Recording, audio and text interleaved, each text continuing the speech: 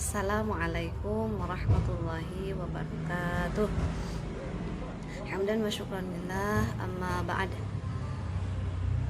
Teman-teman, pada kesempatan kali ini saya mau menjelaskan tentang amalan-amalan yang tidak akan terputus sampai kita meninggal dunia. Nah, karena ada kata amalan-amalan yang tidak akan terputus sampai kita meninggal dunia, berarti amal kita akan terputus sampai meninggal dunia. Ya, pastinya ya teman-teman, karena kan yang tadinya kita sholat, puasa, zakat, sedekah dan lain-lain, kalau kita meninggal ya kita tidak akan bisa mengerjakan lagi itu semua gitu. Ya pastinya kita nggak akan terputus dari amalan-amalan itu semua gitu. Nah, jadi semua amal-amalan akan terputus kalau kita meninggal dunia, kecuali ada 3 yang tidak akan terputus.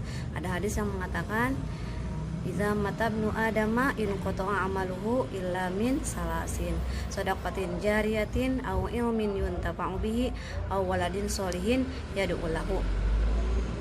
Nah, artinya di mana-mana meninggal anak Adam, maka akan terputus semua amalnya kecuali 3. Yang ke-1 adalah sedekah jariyah, yang kedua adalah ilmu yang bermanfaat, yang ketiga adalah anak soleh yang mendoakan kedua orang tua. Nah, biar lebih paham lagi ya teman-teman, yuk kita sholawat dulu. Ma sholli ala sayyidina Muhammadin wa alihi wa sahbihi wa tabi'in wa tabi'at. Yang mengalir ke alam kubur ada 3 menurut hadis Rasul.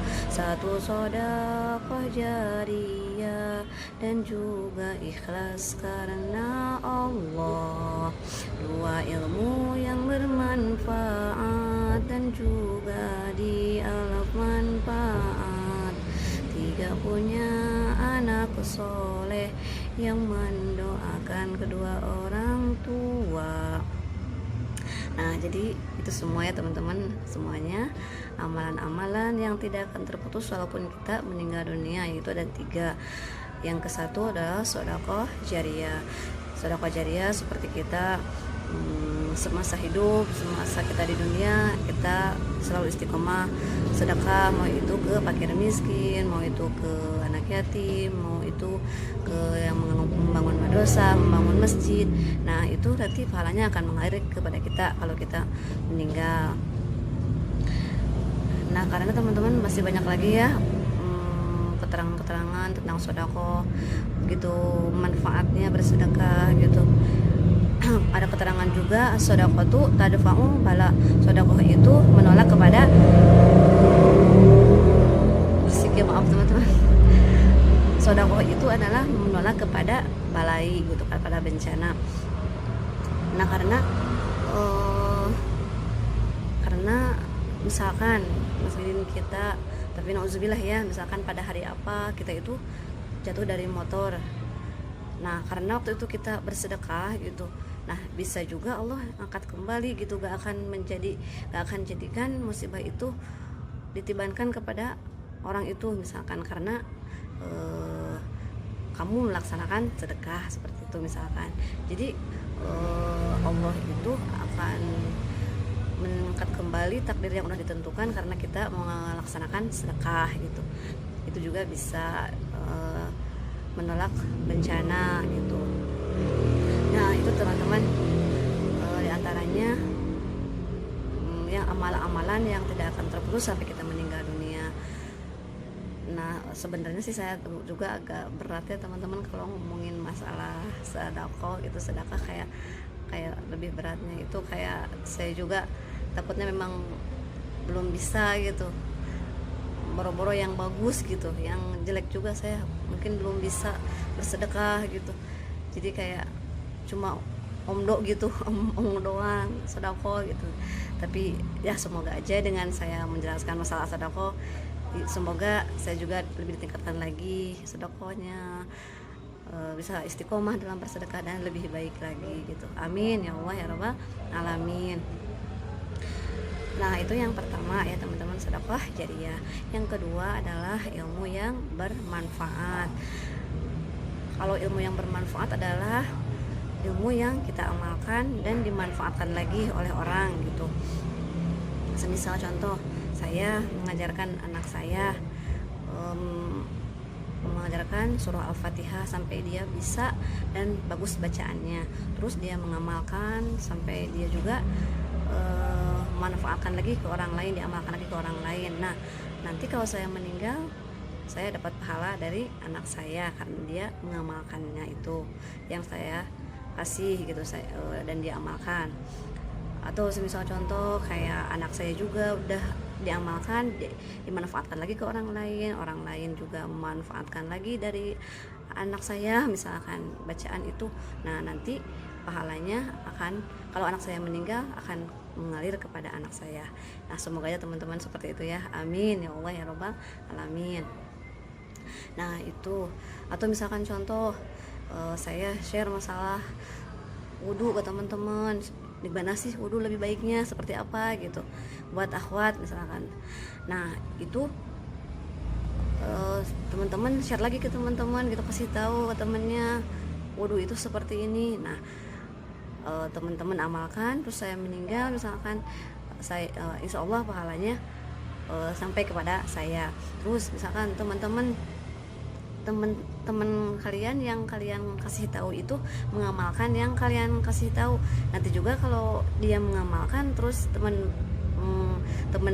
meninggal atau kamu meninggal, nanti pahala juga sampai kepada kalian gitu. Nah, seperti itu ya teman-teman, jadi saling memanfaatkan. Jadi terus kasih tahu, kita mengaji, kita belajar, manfaatkan lagi gitu, biar lebih manfaat lagi dan berkah gitu. Nah, jadi itu ilmu yang bermanfaat, yang dimanfaatkan lagi oleh orang yang kita kasih tahu, yang kita amalkan gitu. Yang ketiga adalah anak soleh yang mendoakan kepada orang tua. Tapi sebenarnya di sini bukan ke orang tua aja sih teman-teman ya, kayak ini kuma aja semuanya.